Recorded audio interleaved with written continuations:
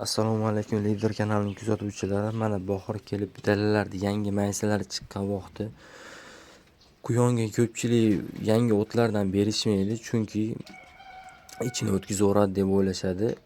Rostdan ham ichini o'tkazaveradi, lekin me'yordan oshib bermaslik kerak. Ozginadan berib, o'rgatib olsanglar, yozi bilan beraverasizlar. Qo'rimdan ko'ra yangi maysalarda vitaminlar ko'proq bo'ladi, quyonga foydasi ham ko'p bo'ladi. Faqat me'yordan oshiravermaslik kerak xolos. Ham qo'rimdan ham tejab qolasizlar. Endi gap qo'rimni tejashda emas u. Qo'rimdan ko'ra bunda vitamin quyonga ko'proq bo'ladi. Faqat me'yordan oshib beravermaslik kerak xolos. Men bir haftadan beri olib kelib beryapman. Hech qanaqa ichi o'tgani yo'q quyonni. Shu ozginadan bersanglar bo'ldi.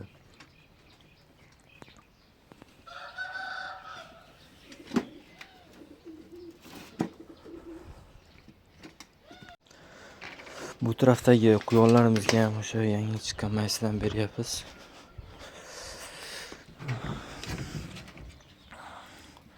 Shu oldingi videolardan beri ikkita quyon kelgan, yangi shu tikka quloq xatot kelgan.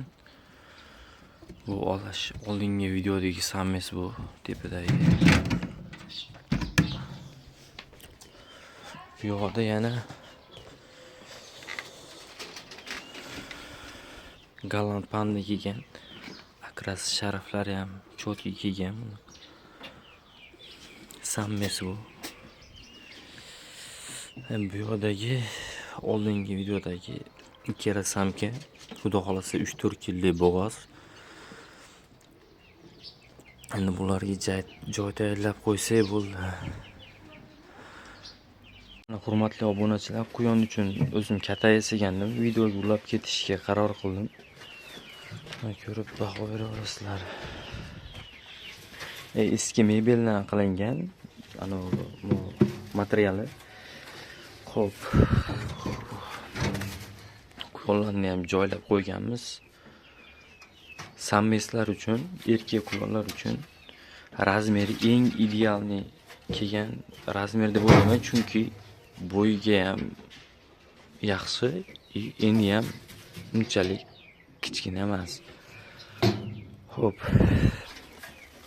Bularni materialini tunikidan qilib qo'yganmiz, chunki ko'pchilik biladi, buni taxtadan qilsa, gajib tashlaydi quyonlar. Tishlab, bunisi ham tunikadan. Xo'p. Buni bitta minus tarafi, materialini ko'rgan bo'lsanglar, material sirpanchiq, shu bitta minus tarafi shu xolos. Qolgan yerlari chotki, xudo xolasa. Quyonlarni ham joylab qo'yganmiz. Uyda yasamayman deganlar uchun razmerini aytib ketaman. Xo'p, bo'yi 1.70 bo'lgan. Hozir eni bilan